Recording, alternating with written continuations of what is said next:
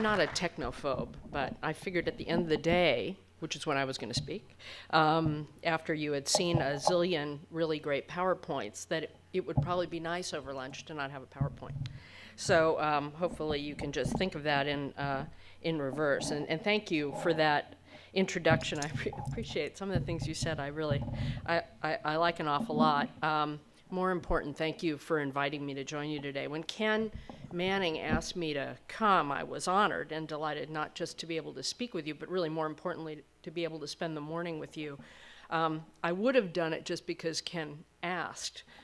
He's one of my heroes and one of the people I respect most in the water world and have for decades. Heck, he's probably one of the people I respect most in the world. And if I could clone him and distribute him through water management in California, we'd be done now. When he told me about the forum, I also wanted to be here so I could spend the time with you and actually just soak up the energy of people who are pragmatic and trying to do important things for the community writ large. You manage our most precious natural resource in a context where folks can't even see it, much less understand how challenging it is to manage for both quantity and for quality. And having followed water issues in the San Gabriel Valley for many years, both as an activist in LA and then as a public works director in the city of Los Angeles, but then more as EPA regional administrator, where I dealt with Superfund issues here. And I have to say, I didn't actually really know that much about groundwater. I thought I did, but when I went to EPA and they showed me what it was, I think I thought it was just big pools underground, you know, sort of like those oil things that you learned in 4th grade, which probably don't look like that either. I was really fascinated by it. And so I followed you for a long time, and I really see you, it may not feel this way to you, as a model for the rest of the state on so many issues that I talk about you a lot. So I wanted to come and see for myself and see if I was right, but also to try and get some more material. And this may please you or horrify you, so we'll see at the end of the day. Also, as you can tell a bit from my resume, and as I say frequently, I am the original "My Karma Ran Over My Dogma" girl, if you remember that button from the 60s. I'm dating myself, but you can find it in vintage stores, and they're hip, even if you're someone who grew up on Nickelodeon, as opposed to the originals. Because in my career, I think I could go through it, but there's not the time. I think this is the 5th time someone's tapped me to run an entity or be on an entity that I used to criticize pretty severely and say what it is they ought to do. The first one was when, as a co-founder and lawyer for Heal the Bay, suing the city of LA, I then ultimately ended up running the Public Works Department, which was truly the most humbling experience of my life, but also the most wonderful, because seeing what it was like to be in that chair, as it's happened to me over and over, the Delta Stewardship Council was similar. EPA, gosh, I could tell you about my fights with EPA. I think there's been value in having somebody from the outside come in and bring a real world perspective.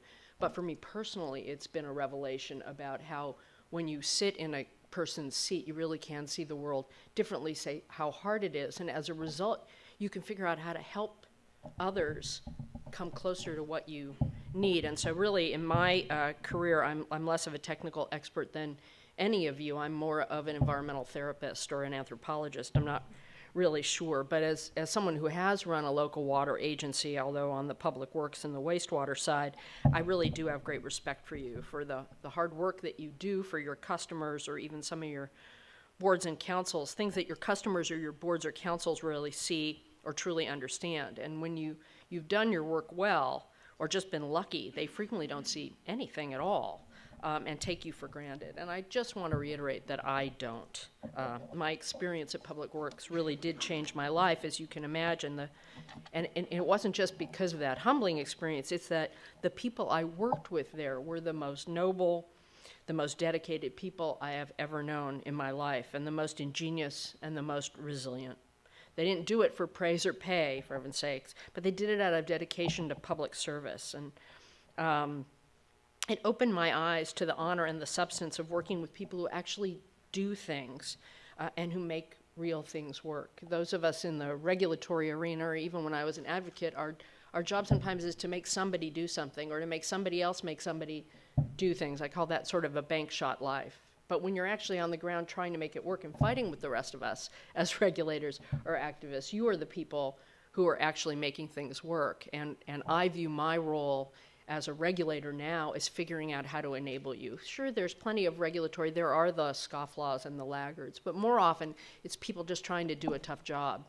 And so us figuring out how to play our appropriate role, creating incentives, creating a level playing field, creating a backstop for the public to secure their public health and other well-being for the environment is important, but there's a range of roles one can play in that context. And so I really honor that. I mean, after dealing with people who had to figure out how to deal with, in our case in LA, for example, a river of human waste coming at you 24 hours a day, that's the size of the 6th largest river in California.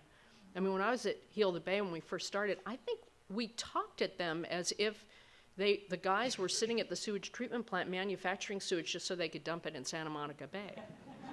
We didn't really think that, but we sounded like that. And it just took a while and a lot of relationship building. There was an aha moment on both sides, and that's a long story I won't tell. I presume many of you have had that, your experience where we came together as humans, where we bridged that gap of roles, et cetera, and we figured out how to do something together. We created the political will to get them the money they needed to do what they had been trained to do in school. They had a grand old time with it once we were given the car keys by the mayor to get it as clean as you can, kid. That's what he said to me, Mayor Bradley. It was glorious, I have to say, to be able to do that. But it's also dealing with people who keep the trash picked up, the roads passable, the contracts fair and transparent, or the electrons flowing, if that's what you do. It's incredible, and it's quite wonderful. So I can relate to the challenges of your jobs, and I respect you for that, and really for also taking the time to come together collectively today to share your hopes and your dreams and your fears and your innovations and your experience. And for those of you from the public who also chose to be here today, I do thank you from the bottom of my heart for caring about the issue and for taking the time to learn what's really going on versus what you might read in the headlines. Water's wonky, but it's also life. And for those of us in public service, the more engaged public members we have, frankly, the better. So again, I'm honored to be invited to join you in my relatively new role as chair of that board. I've been on the job for a while, but the chair only for a few months, which is really nothing by water world standards. It's kind of the opposite of dog years, I think. But I'm really going to love this job, I think, because there's a great staff, a great board. All of us are problem solvers, no showboats. All of us have the same sensibility, and we're there at a really crucial time in history where we have a convergence of opinion, I think. I'm not allowed to speak for the board because we're an independent 5-member board, but I think it's safe to say that we all have a great respect for the environment, for local government, for the business community, for everyone in the system. There's nobody who's pushing for one entity over another. There's no one who thinks of it as a win-lose. We're all there to try and problem solve and figure out how to maximize beneficial use of water for everyone, environment included. So Ken had asked me to talk about where I see us in the water world in California, with a focus, of course, on the state board, but I'm also going to address it as an Angelino, which I am. I've been away off and on for decades at a time, but I always see this as home, which anyone up north will tell you if you ask them, and as my husband will definitely tell you if you ask him. So I'm going to talk a little bit about 3 issues of all of them, and I may go through this too quickly. The one thing I didn't have time to do was to make it shorter, because I figured I would be slashing things through the day and adapting what I was going to say. So forgive me if I make bad choices. But I'm picking these 3 issues both because they're the biggest thing on our plate and because they're more interrelated in terms of what our solutions are in the future than people frequently think, because people work on their particular silo. And those issues are the San Francisco Bay Delta efforts, stormwater regulation, I'll use the word regulation for the moment, and groundwater. I won't use the word regulation because there isn't that much of it in quantity, but there is in quality. Bay Delta. I mean, it not only is it frequently, most people talk about the Bay Delta Conservation Plan, BDCP. How many of you know what BDCP is? All right, I figured this crowd a lot would know. It's also known as the pipe or the tunnels, Or as the last time I heard the governor talk about it, that really big water thing he wants to do. He does not use acronyms, let me just say that. If you see the governor, don't use acronyms. If you can help it, he hates them. And that's a good thing, I think. He likes to talk about stuff. But it's important because obviously it supplies about 30% of Southern California's water, not 30% of the water in the San Gabriel Basin, fortunately for you, and that I'm going to keep coming back to that. But Southern California, the Colorado's another 30%, but I'm not going to talk about that today, other than to say that given what we know is coming with climate change, and there's a lot we don't know or can't predict, but what we do know, those two sources cannot be relied upon for any growth or for even consistent deliveries over time. They can be made, however, far more reliable than they would otherwise be, which is crucially important from a foundational sense. In the case of the Delta, it's at risk from earthquakes, yes, as you read in the news, because that's the most dramatic potential consequence where the Delta levees might collapse and seawater would rush in. But more likely, they're much more likely at risk from a combination of sea level rise, because they're so delicate, even if we do armor them, which I hope we do, but also the heavier storm surges that we are going to predict with climate change as more precipitation falls as rain, as opposed to being stored as snow in the snowpack. So we end up with the irony of we're going to have bigger problems of not having half of the state's storage is in snowpack right now. We're going to lose that if we look down the road. I mean, I don't know what the time frame is, and scientists can debate, but if you take the 50 or even 100-year view, or even the 50-year view that we had to in the Delta Stewardship Council, you look at it very differently than if you're looking at it in a 5-year time frame, and we're going to have more potential floods and what they call atmospheric rivers, which are going to put a lot of pressure on those levees. So that's something to be concerned about. The other issue is that we are the state, and this may not be exactly accurate, but I think it is, the most variable hydrograph in the nation. And you may all know this, but frankly, in California, sometimes it rains a lot, sometimes it just doesn't rain at all.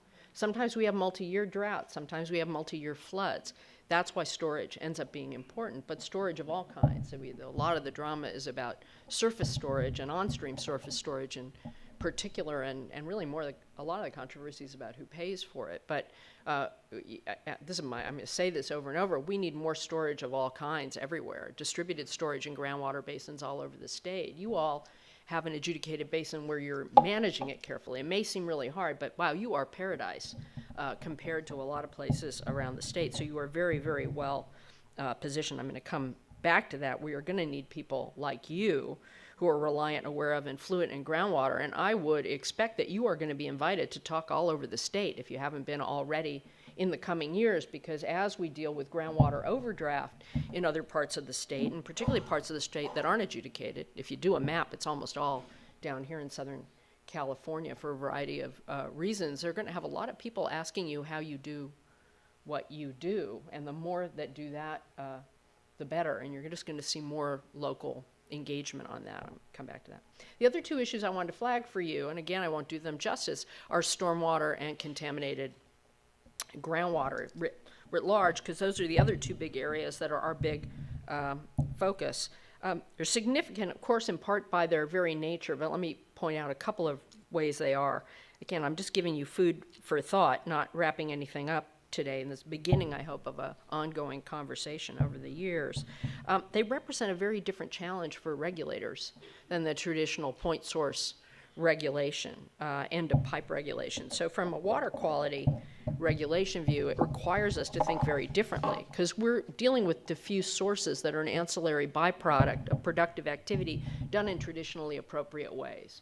Now, you all who are dealing with certain Superfund sites with RPs, and you are dealing with the cases where somebody did something and maybe they knew it and it was really icky, but to put it mildly, but in large part, people were doing things that were generally accepted at the time, and we're feeling the consequences of that today. So what to do here isn't a purely classic regulatory activity, and sometimes we bring those tools to it, and we're not really going to get where we need to go fast enough because we don't have enough staff power or regulatory tools to deal with it the way we dealt with point sources, and more it's about public policy choices, in one in which I think we have more flexibility than we sometimes think, particularly if we look big picture and take water supply and other public goods into account, in addition to water quality. Now, in Bay Delta, this is a part I'm going to truncate, so I'm happy to come back to it in the Q&A, and so my apologies to those of you who aren't already read in, and probably my apologies to those of you who live this day to day, because you'll feel I don't do it justice. But as I said, most of the headaches and the spotlights on this BDCP, in this group I can use acronyms, I think, safely. And much of the past 3 years is focused on the Delta Stewardship Council work. Delta Stewardship Council was created out of the Delta Reform Act of '09. That's what brought me back into this world, as they couldn't reach agreement and somebody had the bright idea to bring the environmental therapist back from retirement, and so I spent a couple of weeks, a couple of times in Sacramento, and here I am. It's amazing how much of my career is just by saying, now Kate, what John said wasn't blah, blah, blah. Or, John, when you talk to Kate, don't say it that way, say it this way. I don't know. I can tell you those stories too, but that's not the point of this talk today. But I will get back to it before I'm done, I promise you. So we have the Delta Stewardship Council, which has a variety of roles. They just released a Delta plan. This is the 50 to 100-year look. It's not quite done, but it gives you kind of a bigger picture roadmap, and it really does talk about reducing reliance on the Delta and points out all of the things that people are doing to try and do that.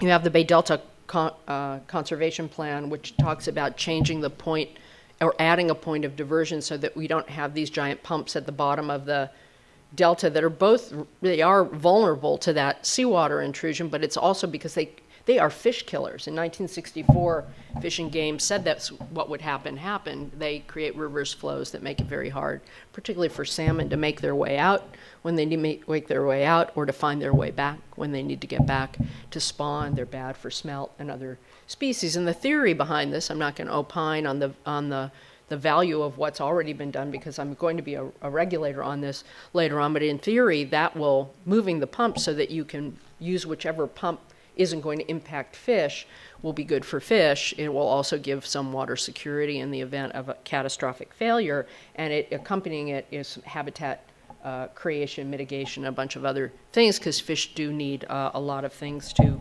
survive. That's a big issue. I'm not going to get into great detail, but it is an effort to try and correct some of the challenges we have with the infrastructure we have up there. And then the Water Board is doing the Bay Delta Plan. So you have the Delta Plan, the Bay Delta Conservation Plan, and yes, we have the Bay Delta Plan, which I will call the Water Quality Control Plan. I'm going to spare you the detail, but we'll give you a little sense of what we're doing. And then I'm happy to answer questions now or actually throughout the day for those of you who are interested. One thing I want to say on all of these, as someone who took a decade off from doing this work, is that I'm, as messy as this is, I'm optimistic, and I'm glad for it for a few reasons. One is that I see the state stepping up and taking its rightful role in managing its water supplies in a way that it hadn't. Are we there yet? Have we done everything we need to do? No. Will we have knockdown, drag-out fights even within the administration? I guarantee it. But there is more activity going on, certainly, than when I left at the end of the 90s, because as some of you will recall, in the 90s, the state hadn't managed to do their water quality control planning on flow. And oh yes, EPA got sued, and EPA ended up having to set those water quality standards for the state. Who had to do that? That would have been us when I was there. And so I have stood in the shoes of the state, because the state wasn't able to do what they were supposed to do. And then the Bay Delta Accord that some of you have heard about was an agreement on what it would take for the state to step back into that role. Now we've had task forces, we've had legislation, we've had legislative support, we've had 2 governors who actually want to do something, which is a much better place to be than having the feds have you in receivership. So I am actually very encouraged by that. And second, in a more, not even subtle way, but maybe more powerful way, and one that you all play an important role in, there are individual players in this drama on all sides, even behind the rhetoric they may have off in the public, who get that this isn't about winners and losers. It has to be about balance.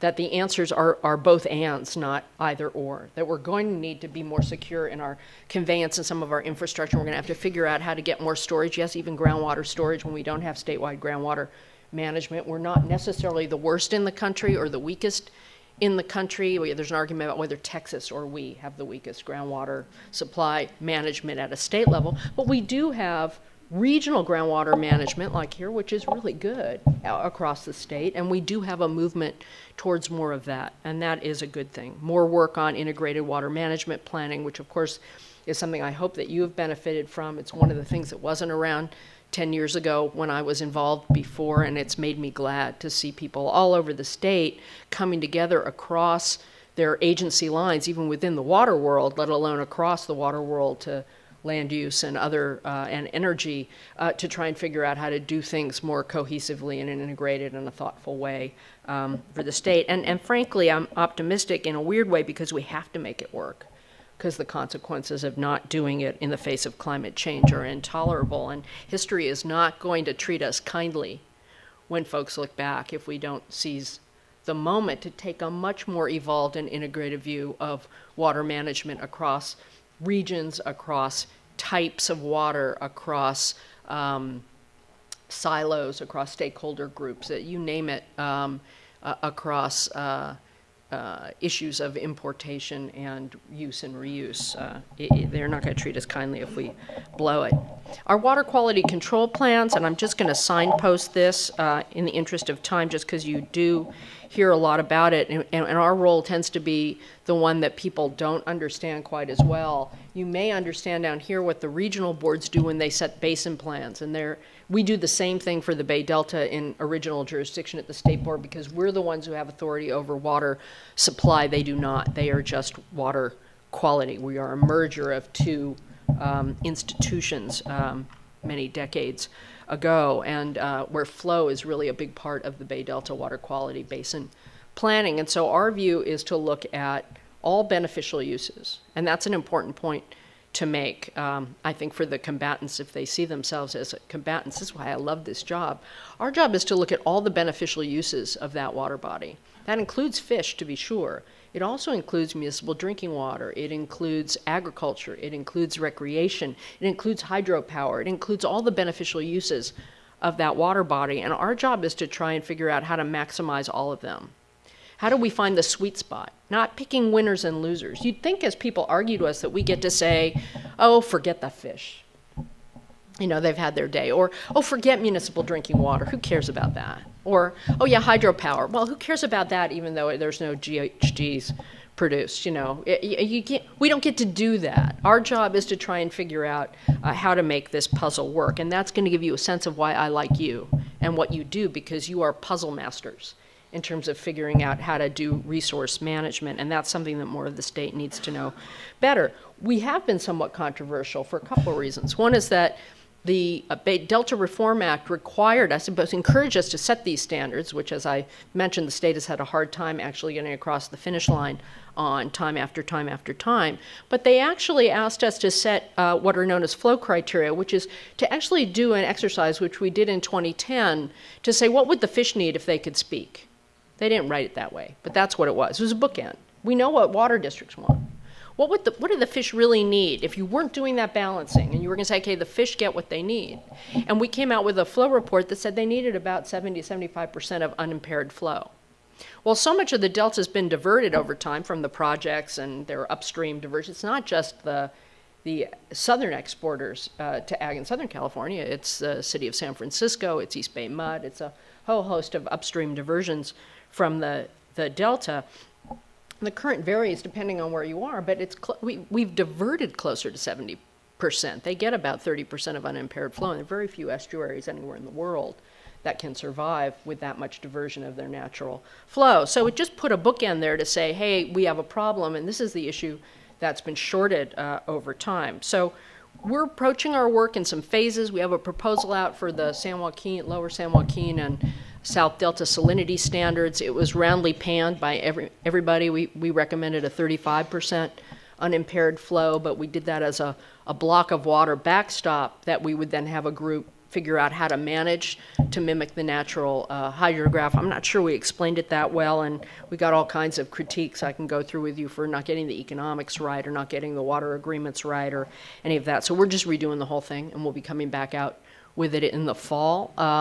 And then we'll do phase 2, which is Bay Delta proper and the Sacramento, which is the larger place. And that's the one that's going to be essential for deciding, as we will have to eventually, on a permit for the BDCP, because we would have to assure in a water rights proceeding that it wouldn't unduly impact water quality in that area. We got to know what that is in order to be able to do that, and that it won't hurt anybody else's water rights. And then phase 3 is this potentially decadal adjudication of water rights in order to implement, and that I can go to. Phase 4 is in 2018, so I won't get to it. But again, that's our charge. That's what we're working on. And it relates to BDCP because we're the ones who have to give them a permit to do what it is they're going to do. And that relates to flow, and flow is the most contentious, not the only, but the most contentious issue there. Now in stormwater, just want to flag for you again an approach on what we're doing. I think where we are right now is in the LA region, right? We're in the basin that's LA region versus Santa Ana. San Gabriel Valley has at least two regions involved with it. And for years we worked on point sources, and then we've been very slow, the regulatory infrastructure, to move on stormwater regulation. I know it's hard, I know it's difficult, again, for the reasons I said, which is that you are dealing with diffuse sources, and in the case of municipalities, it's running across your land, so it's an enormous thing that we're actually asking people to do. And what we've been doing there, just so you know, is working on general policies as opposed to having 9 individual regional boards reinventing the wheel on everything. We have been pounding out, and this wasn't my idea, I was happy to see it happening. I've been calling it the Tom Howard Death March, because he's the relatively new executive director who hated this 9 reinventing the wheel, and then we might make a decision on an appeal of a petition, and we're still doing that. But we've been kicking out general permits on stormwater for small municipalities for construction. We're about to do industrial.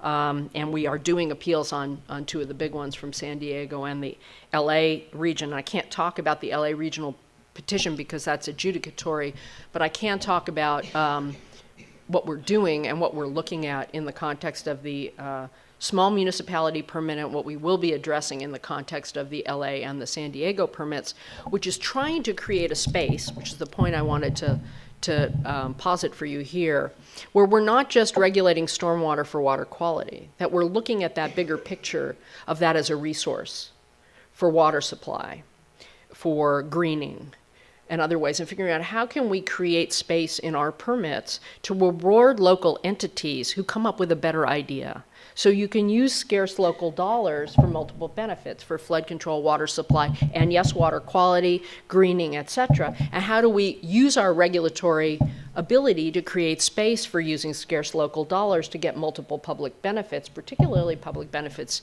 you can see. And there are a host of activities happening. I'll just pick a couple. You know what you're doing here, but I mean, if it just to signpost what's so different from a decade ago, if you look at even the city of LA over the past number of years has taxed itself voluntarily, not because they're being made to do it, $500 million to do low impact development and to try to do stormwater capture for both flood control, water supply, and water quality reasons. And the tour there is just phenomenal. And if you translate that over time, if you could do that in Los Angeles the way they dream and meet all of those objectives, LA itself, the most park poor city in the country, can be transformed on a host of levels. Well, we want to be a part of helping that happen, as opposed to being an extra expense that's going to force people to go to treatment plants in order to meet their goals. And there's a whole story that some of you may know about tree people working on this for a couple of decades and doing the analysis of the economics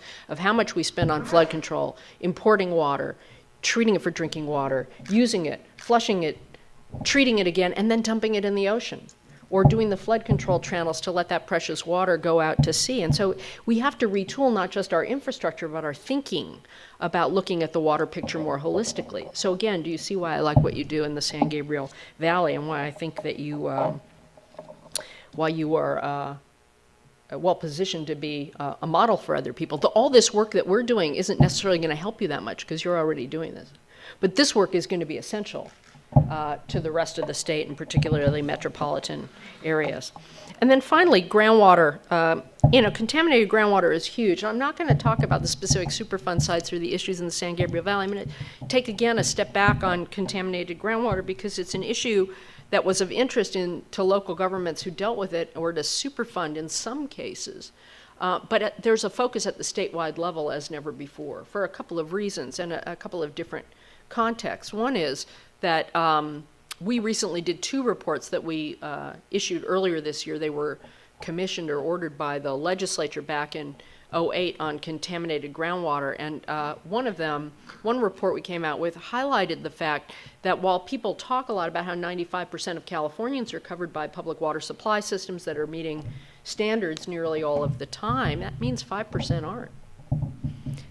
That's a lot of people. That's a couple million people who are exposed to contaminated drinking water, primarily groundwater, and they're people who aren't necessarily regulated. They're domestic wells, they're small water supply systems that are below the state regulated threshold. They're in disadvantaged communities that, even if they are regulated, don't have the managerial, technical, and financial capacity to upgrade their systems or even to get the capital dollars that are sitting in the bank for them, because you can't loan money to people who can't pay it back. So there are huge public policy decisions to be made at the state level that the state, in this last legislative session, moved towards but then stepped back about providing some funding to help make that happen. And there's a great interest, so I think we may get somewhere in the next session in trying to figure out how to give us all some of the tools that we need to go get the managerial, technical, and financial support to disadvantaged communities in particular, and to really think about water more holistically. In that case, the administration has proposed merging the drinking water program of CDPH into the State Water Board, just so you can have that source protection to tap responsibility. And I would say, perhaps if it had been in the same place, the State Board would have been more aggressive in dealing with groundwater contamination than it has been. We're stepping up now, particularly in irrigated lands, but we're a little late to the party, because our other report talked about nitrate contamination just in Tulare and Salinas, but the numbers are alarming. And the numbers of people who are drinking nitrate-contaminated water are alarming.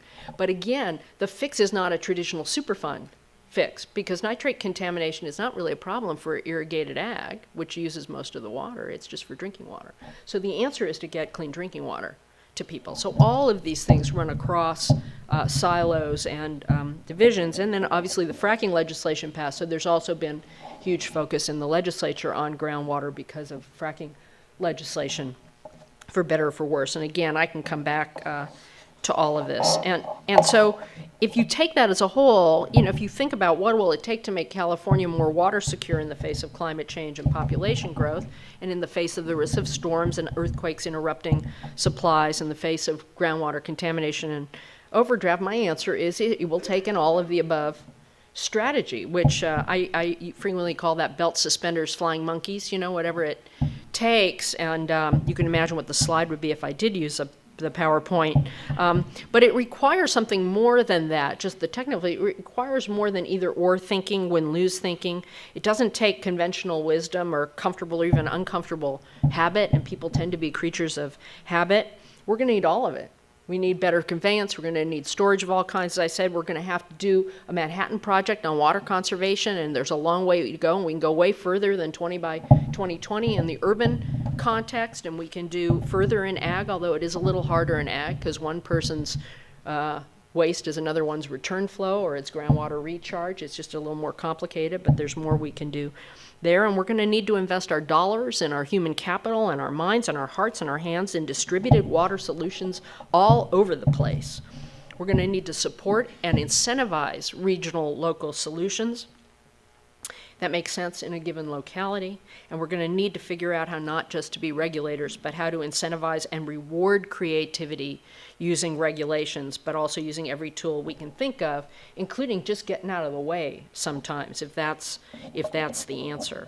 The new supplies of the future, what some are calling the virtual river, are in this, whether it's in efficiency or in reclaiming the 5 million acre-feet of water we send out, wastewater treatment outfalls, to the sea, or all the stormwater, the billions of gallons of stormwater we send out to the ocean every day. And because resources are scarce, I said we're going to have to figure out how to work across all kinds of silos, whether different types of water agencies. I mean, the water supply world is very different from the wastewater world, which is very different from the flood control world. It's even engineers within that speak a different language. I could tell you stories about DWP versus Public Works, where we would come back from a meeting shaking our heads. I mean, that a few years ago I got to help give them an award for their integrated water management plan together just blew me away. I thought I was going to spontaneously combust when they told me.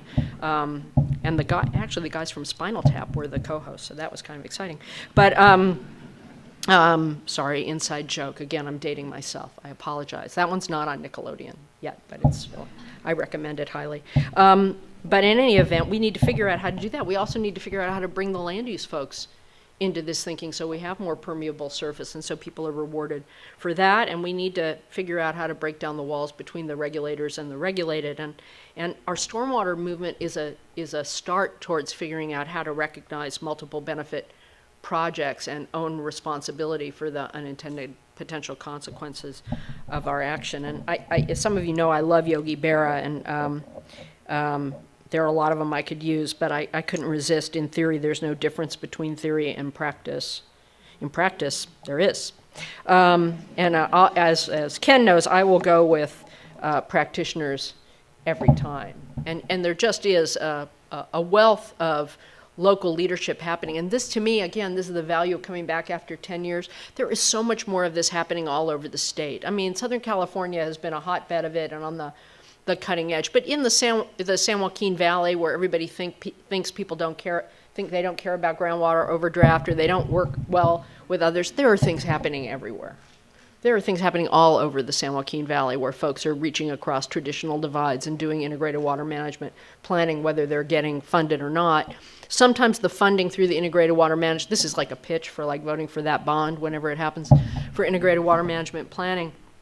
Sometimes it's been a carrot that's just gotten people to the table to work together. But frankly, when water managers sit across the table from each other, they try to solve problems.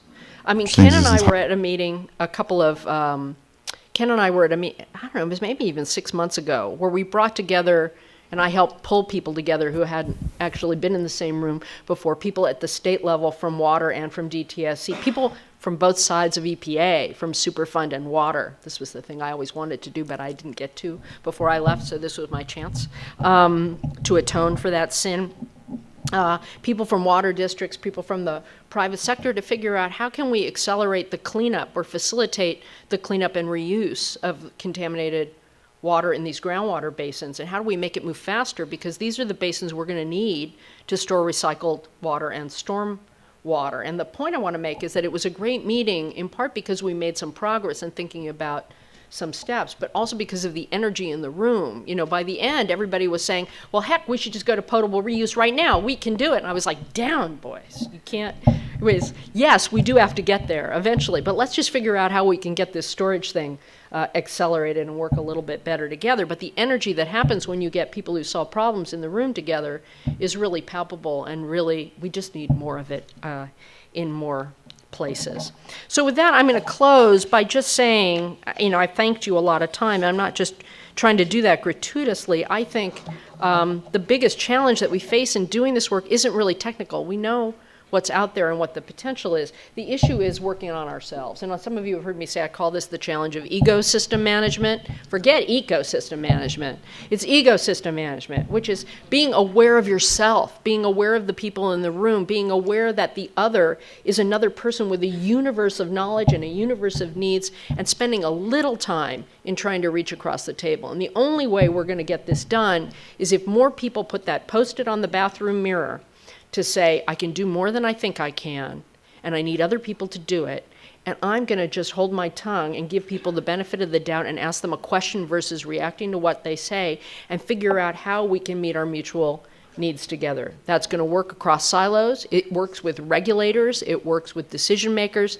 It works with everyone. And so I just want to thank you for the fact that you've been leaders on that, and encourage you to do even more in the years ahead. And I look forward to the day and look forward to conversations and getting to know the rest of you a lot more. So thanks for letting me join you.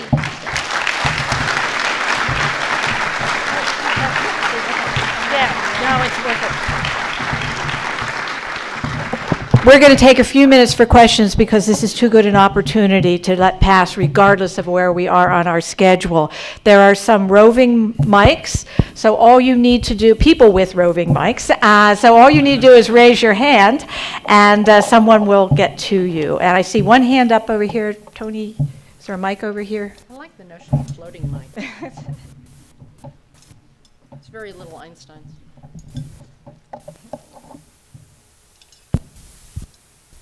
Hello. Thank you very much for coming this morning. I'm Tony Zampiello. I'm the executive officer for the Water Master.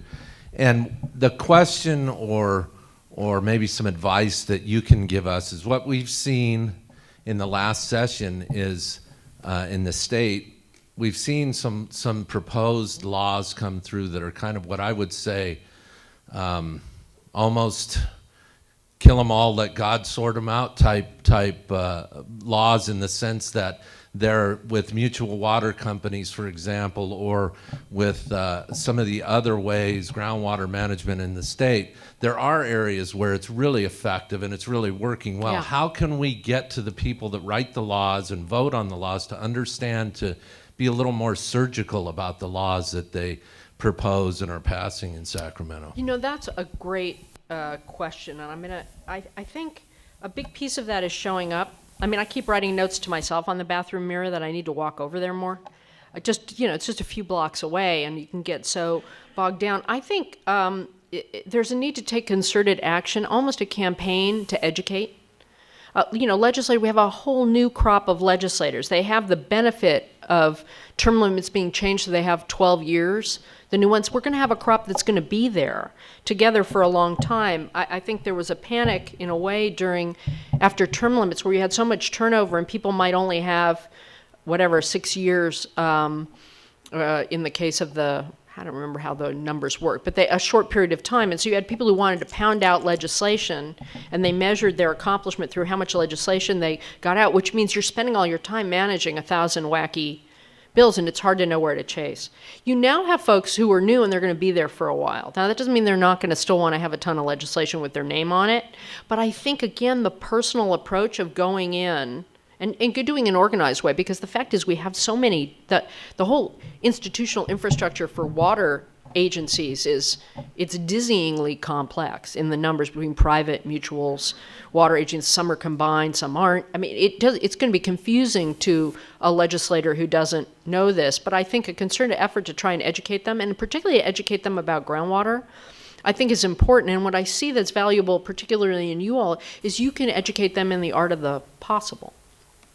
And there is an interest. I mean, there are people who won't be out there in public, but there are people out in the field throughout the rest of the state who know that there's a need to manage groundwater better. They're terrified of the state board, or terrified of the state dealing with it in the way we've dealt with water rights. Now, would we invent the water rights system the way it has accreted over time, and it's in large part a relic of the gold rush? No. It's impossible. It's crazy. It's not a good public policy thing, but it's what we have, and people are then afraid that if you did statewide, it would be something like that.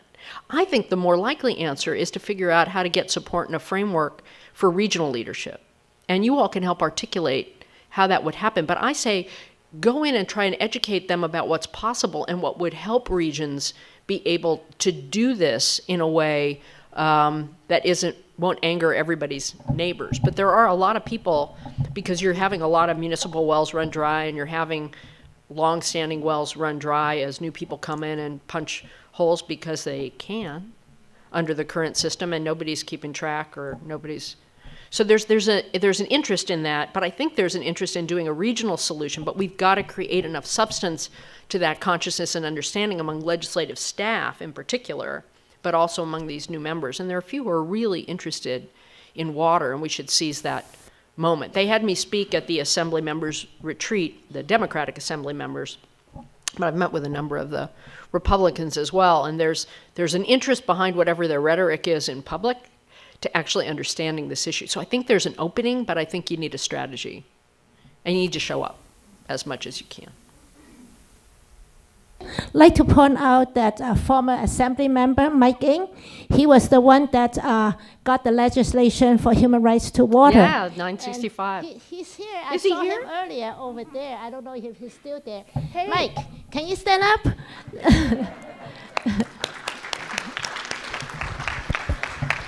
I was going to talk about the human right to water and 965 because I was trying to cut it as I spoke, but it really has empowered a whole generation of activists who are awesome, who worked to help get it passed, and it's having an impact in how we do our irrigated lands program and in the whole administration focus on consolidation of the drinking water program. Let's hope that your successors give us those public policy tools, whether it's us or CDPH, to help those communities. Because if you just move it to us and you don't give us any more tools, we might be able to be a little more nimble, but we're not going to be able to loan money to people who can't pay it back unless somebody gives us the ability to either help them be able to pay it back or what. And there are also issues on regionalization, which it scares water agencies because they don't want to be forced, but we need to come up with incentives to have the big water agencies take some of the smaller ones under their wing, which is starting to happen as well. I'm Curtis Desley with Envirochem Labs here in Pomona. And in terms of your water storage, I'm amazed by what Orange County did with the toilet to tap. An amazing feat in terms of getting the public aware, on board, and successfully turning that program over.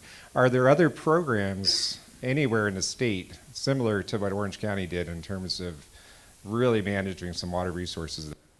Well, and their communications, I would say Irvine Ranch Water District, also in Orange County, has been doing some pretty good work. And San Diego is trying it again. I haven't looked at the details of what their plan is. They were out. It was ironic to me that we were fighting with them over sewage treatment, all that, when I was at EPA. Although I did give them a waiver. Everybody forgets that. The Union Tribune certainly forgot it because it vilified me by name 5 times and made stuff up. But about everything from air to sewage. I was like the Heal the Bay person who just wanted to impose costs on San Diego for fun. Really? I gave them a waiver. What? Anyway, but it was funny that at the same time they did that, they had this ambitious plan for potable reuse, and LA had one for a while, and then I won't name the mayor at the time, was not a profile in courage on that one. But I think I will just say it's a hard issue, and that. And it's interesting to me where it's easier to be able to do that on a Superfund site, this has always seemed ironic to me, than to do it with tertiary treated and polished wastewater. And that's just because people have this visceral thing about human waste. I mean, when I was an organizer in LA, I was both on the Heal the Bay board, I was founder of Heal the Bay and their lawyer, but I was also on the Coalition for Clean Air board, and I was thinking, here's air, you can see it. You can feel in your brain what it does to you by 4 in the afternoon. That's not just that you need caffeine. When I moved to the Bay Area, I didn't need caffeine at 4 in the afternoon anymore. I mean, it was so palpable, I redesignated the Bay Area to attainment faster than I should have, because I physically could feel the difference of living in a place whose air was better. Long story, then I had to designate them to non-attainment again because it really was premature. In any event, but that was my biggest fight in the entire job, was with San Francisco Bay Area. But people just have this visceral thing about some element of human waste going out in the middle of the bay was a easier organizing task, even was treated, bigger organizing task than dealing with clean air, where people actually had that tangible thing. So we just have to figure out really strategically how to invest in communication, but also in the kind of redundancy that we're going to need. As an interim, indirect potable reuse and spreading and all of that is an answer. And in the San Gabriel Valley, that's one place where you have had more challenges than some other places, and we can thank Miller Brewing for that. I do not buy their beer as a result. We're going to take one more question and then move on to our panels. The MS4s offer a unique opportunity for the kind of creative and integrated solutions that I think you're proposing that we engage more in. However, some of the deadlines that have been set, and certainly the lack of facilitation of that process of integration and silo kind of separation and integration, aren't available to us. Is there any way that your agency can facilitate those kinds of integrated approaches and promote the idea that more time may be necessary even just in doing that, let alone coming up with some integrated solutions that allow us to recover those very valuable resources? Yeah, thank you. That's a good, excellent way to frame the question. That's what we're trying to figure out how to do. I mean, I have a sense time is definitely, it takes more time to do those things, but you're going to get a better result. The trick is going to be, and again, I haven't looked at all the petitions yet, so I don't know, and I haven't looked at the MS4 here yet in detail. I will have to as a appeal officer, but that's what our intent is, to try and figure out how do you create the framework, and we'll probably decide part of it in the context of that petition and part of it in other places in our general permits. How do you create something that facilitates and incentivizes having that happen without opening the barn door, without creating a plan to plan, which is what some of the people have said. So what are the tools we can use to give protection from litigation or other things we've talked about in the context of receiving water limits, which for those of you who know what I'm talking about, you know what I'm talking about, and for the rest of you, just be glad you don't have to know. It's like conformity in the air world, which I now actually do understand. But that's exactly what we're going to be struggling with, which is how do we come up with something, I'm just speaking for myself, that has enough action requirements in it that we actually are going to see something happen, so that I'm seeing it, again, from my experience through the process of what do we need to do that's going to help that guy in Public Works go with his friend at the Department of Water and Power, who's now his friend, believe it or not. Again, amazing. Not all the time, but enough. To go to the city council and say, you need to give us the money to do this big, hairy idea so that we can green the city, capture floodwater, do all of this. We did the $500 million Proposition O, but we need more. And that's going to get us out of jail with that crazy water quality control board. We need to give them enough to actually get stuff to happen versus a pass. And so that's the sweet spot we're looking for. And we're having, this is my advertisement, we're having a workshop on it. Won't be the only time we do it. We're having a workshop on it on Tuesday in the context of the LA permit. I had hoped we would do this not in the context of the permit so we could just talk to everybody, but it actually makes sense since a big part of the permit is their watershed approach, and a big part of our decision will be, is it adequate?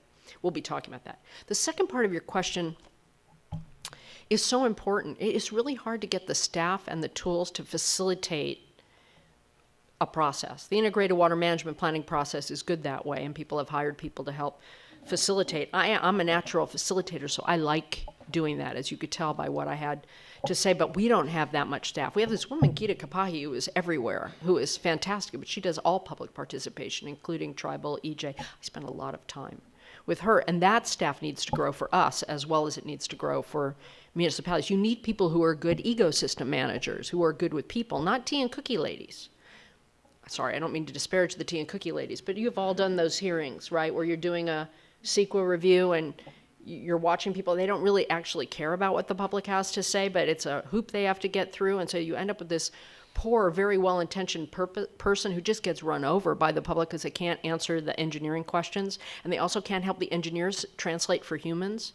My whole career is based on being able to do this. And we need more people who can do that. Just in general, it is English to English translation that we need in those rooms. And sometimes it's other languages too, but you know what I mean. It's just, some people talk in cubic feet per second. If you talk in cubic feet per second to a community member, it's insulting.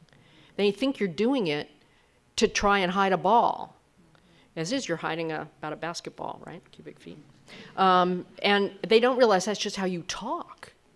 The same is true. 1 million gallons a day in sewage, we do better because people think they can envision 1 million gallons a day. It's hard to envision cubic feet per second. They can even do an acre foot sometimes when you explain it, but cubic feet per second flow, that's a really hard one. But so that's a whole nother, someday I'll come back, I'll do one of the side sessions on ecosystem management and how to talk to people who don't speak your language. But we need a lot more of that. And so you ask, could we help with that? And I would say we're going to try, but I have to get more resources for that too. And if I could send a phalanx of folks out to do it, I would. So happy to help in any way I can. Great. Thank you.